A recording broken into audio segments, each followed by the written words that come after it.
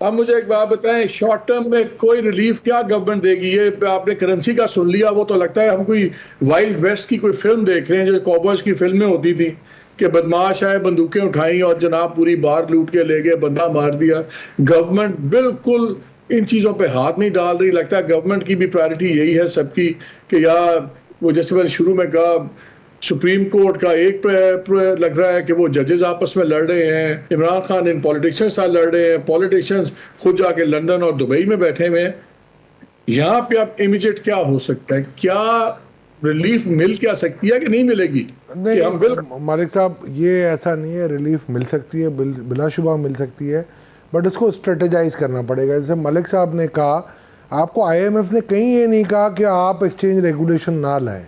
Exchange regulation आप ला सकते हैं, आप कर्बिंग कर सकते हैं, आप ये स्मगलिंग पे कंट्रोल कर सकते हैं।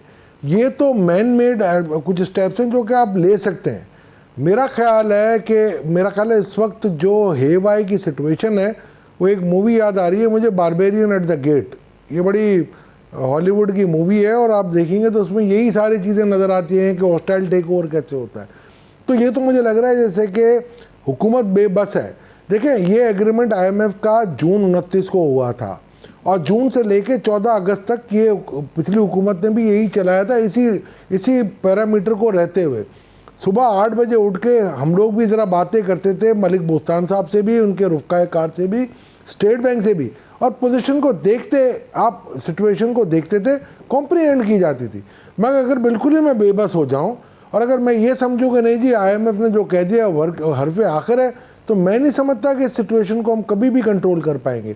मेरे हिसाब से सबसे पहला जो इम्पेक्ट आपको लाना है वो आपको प्रॉफिट टेकिंग, जिस तरीके से मलिक बोस्तान साहब ने कहा, आपको वहाँ पर स्ट्रिक्ट एक्शन लेने पड़ेंगे।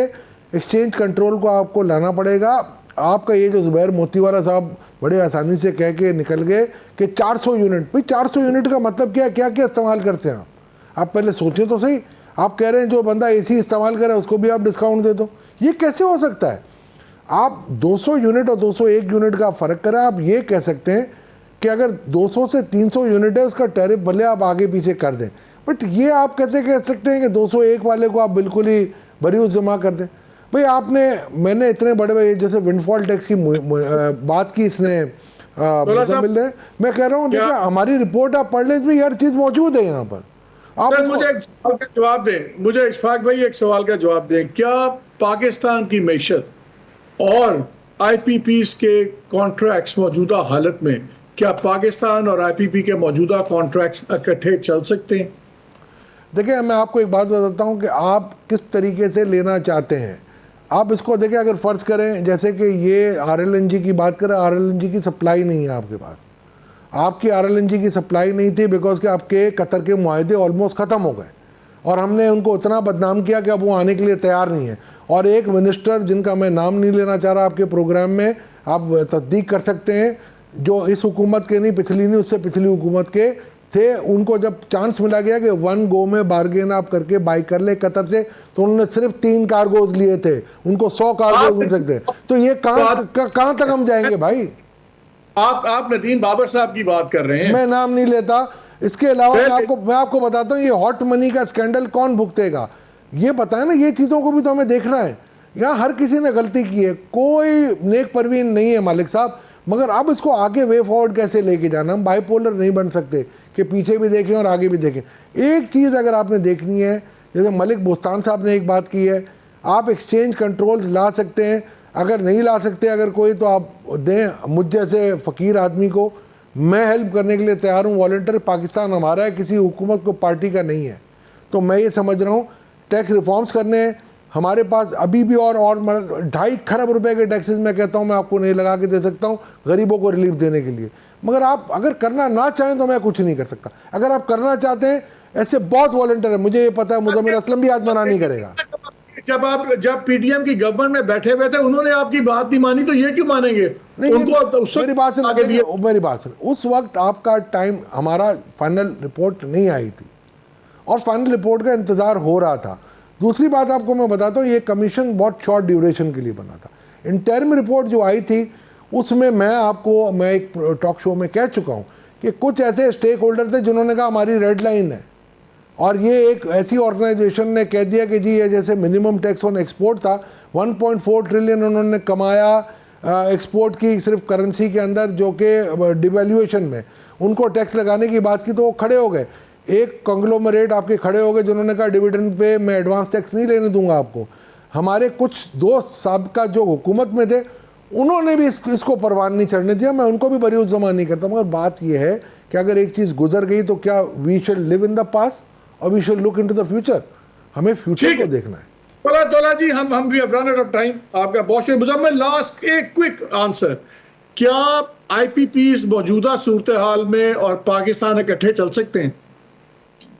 मुश्किल है, क्योंकि मलिक साहब ये जो है 2027 तक जो है ये प्रोग्रेसिवली जो है आईपीपीज के कैपेसिटी पेमेंट बढ़ेंगी, क्योंकि 2019 में भी आईपीपी आया, 20 में भी आया, अभी शहबाज शरीफ भी इफ्तिताह करके गए। ये जो अभी 2000 अरब है ये तो 3-4,500 अरब चली जाएगी, और ये जो है बहुत मुश्किल है पाकिस्तान को लेके बैठ जाएगी। मैं नहीं समझता कि they can go together unless and until कि हम बिजली इस्तेमाल।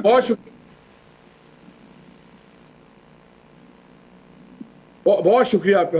नाजी, आपने बात सुनी, बड़े मसाइल चल रहे हैं, लेकिन एक चीज बड़ी क्लियर है, इस वक्त सबसे बड़ा प्रॉब्लम जो है वो आईपीपीज का है। 90 के करीब आईपीपीज चल रही हैं, और इनके जो आपने बिल सुन लिए हैं कि जो इस वक्त 2600 अरब इस साल आपका इनका खर्चा है। अब तक इन्होंने 8000 अरब हम दे चुके हैं सब कुछ। ये लोकल इन्वेस्टर्स हैं, लोकल सब कुछ है, और हर वक्त जहां जहां लीड ग्रैप इनको ऐसे ऐसे मुआहदे में जूसेस मिले हैं कि जिसका कमाल है।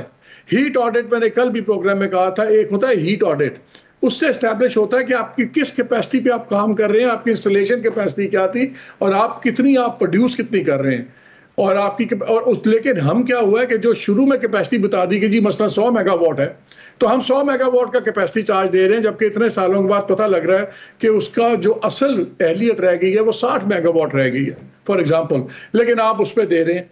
आज आपने ये देखा कि इनकम टैक्स की भी इनको माफी हुई भी है। जो इनको कैपेसिटी मिलता है डेट इक्विटी रेशो अगर 30% लगाया हुआ है, लेकिन हम इनको पैसे 100% की इन्वेस्टमेंट पे दे रहे हैं।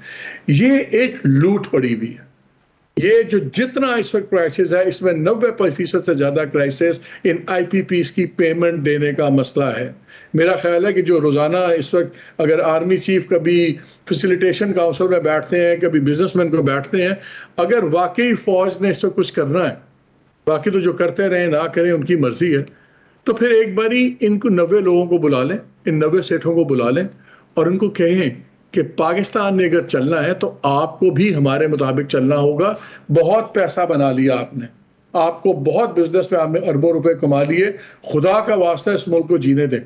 अगर ये आईपीपी से कॉन्ट्रैक्ट सर्वाइव ना हुए, अगर ये रिवाइज ना हुए, अगर इनसे कोई चीजें रीएडजस्टमेंट ना हुई, आप चाइनीज को छोड़ दें अभी, बाकी यार पाकिस्तानी साइड ऑफ एलिमेंट को तो आप कर सकते हैं, लेकिन मसला यही है जितने आप पावरफुल होते हैं, जितने आप अमीर होते हैं, आपके दोस्त और आपके ताल्लुकात भी उतने ही पावरफुल और अमीर होते हैं। और यही पाकिस्तान की बदकिस्मती है। यहाँ पे तो जमाल मोस्तान ने बताया, अगर एक्सचेंज कंपनीज के बाहर जो दुकानें लग गई हैं और लोग आवाजें लगा के डॉलर खरीद रहे हैं, अगर उसको नहीं कोई छेड़ा तो किसी को क्या छेड़ेगा।